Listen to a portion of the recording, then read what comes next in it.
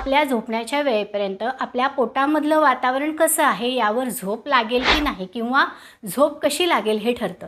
बऱ्याच वेळेला अकंठ घशाशी येईपर्यंत खाल्ल्यानंतर आपल्या पोटाचा भार छातीवर पडतो, अस्वस्थ वाटतं, गॅसेस होतात, श्वास कोंडल्याप्रमाणे वाटतं, बेचैनी येते आणि मग झोप येत नाही. पोटभर खाल्लं पण ते पचलं नाही आहे, अजून त्याच्याच ढेकर येत आहे, टॉयलेट युरिनला पण साफ झालं नाही आहे, असं झालं असेल तरीही शांत झोप येत नाही. जेवताना किंवा जेवणानंतर खूप पाणी, ताक, सरबतं, कॉकटेल मोकटेल असे द्रव पदार्थ भरपूर प्यायले गेले तरीही आडवं पडल्यावर सगळं घशाशी जळजळत येतं, झोप येत नाही. म्हणूनच अशा वेळेला आयुर्वेदानं सांगितलेला एक नियम आपण पाळायला हवा. रात्रीचं जेवण शक्यतो झोपण्याच्या 2 ते 3 तास आधी करायला हवं. हे जेवण सहज पचेल असं हलकं, पोटावर अजिबात दाब येणार नाही अशा प्रकारे हवं.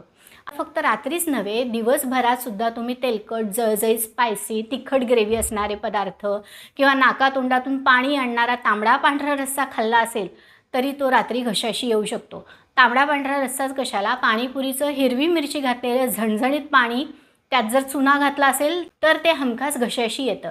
भरल्या पोटी झोप येत नाही, तसंच अर्धवट पोटीसुद्धा झोप लागत नाही. आर्थिकदृष्ट्या दुर्बल कुटुंबांच्या बाबतीत आपल्याला हे बरेच वेळेला पाहायला मिळतं. पण त्याशिवायसुद्धा डायटिंगच्या वेडापायी फक्त सॅलड, स्प्राउट्स काहीतरी बाऊलभर खायचं आणि मग भूक मारायची असे प्रकार केले तर पोट समाधानी राहत नाही आणि असमाधानी पोट झोप येऊ देत नाही.